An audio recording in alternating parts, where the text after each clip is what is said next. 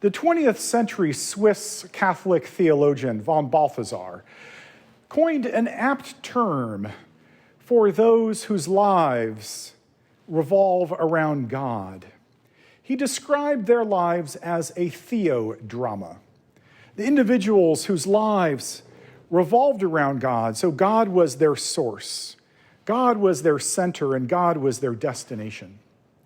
You can rightly surmise that the opposite of a Theo-Drama is an ego-drama.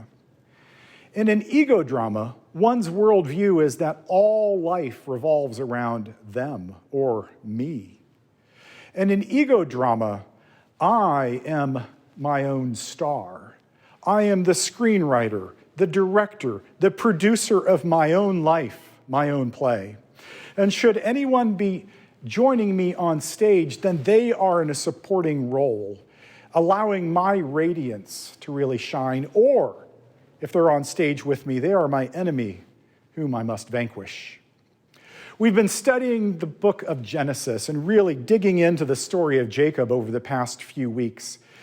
And Jacob, his life up to this point can rightly be described as an ego drama.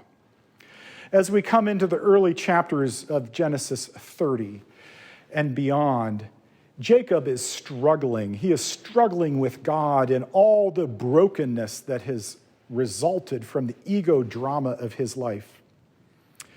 In the text that we've studied this week, it is the first time that Jacob has seen his brother, his estranged brother, in over 20 years. And the night before they meet, Jacob lies down to sleep. He's been carrying pain from this old wound, from this ego drama for years. And rather than sleeping, he finds himself wrestling with a presence. It's a being. It's very vaguely described, but it's a divine presence. And Jacob and this presence wrestle all night. Then at daybreak, the presence says, "Let me go, for day is breaking." And Jacob, wrapped up in his ego drama, says, "I will not let you go until you bless me." Did you hear that? He is so wrapped up into himself, with all life revolving around him, that he says, "I will not let you go until you bless me." That presence then asks Jacob his name, and Jacob replies, "Jacob." The presence then says, "You shall now be called Israel, for you have wrestled with God and humans and have prevailed." Jacob's life in that name change and being wounded by that wrestling is transformed. He becomes a new person, and his life that was once an ego drama becomes a Theo-Drama. In fact, in verse 30, Jacob says, "I have seen God face to face." Friends, that's what life is about seeing God face to face. In so many different experiences, when we see God face to face, we are touched, transformed, blessed, and our lives are a Theo-Drama.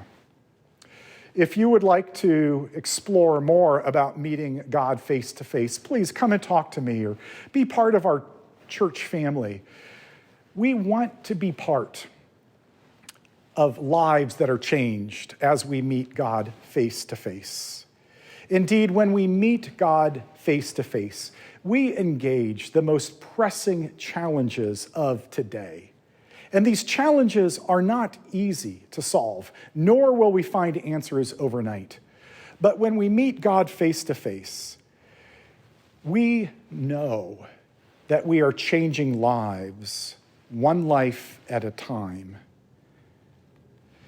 If you would like to be a part of this work, we invite you. We have nothing to offer but empty hands and Jesus' promise that we will be transformed beyond our wildest imagination as we meet God face to face.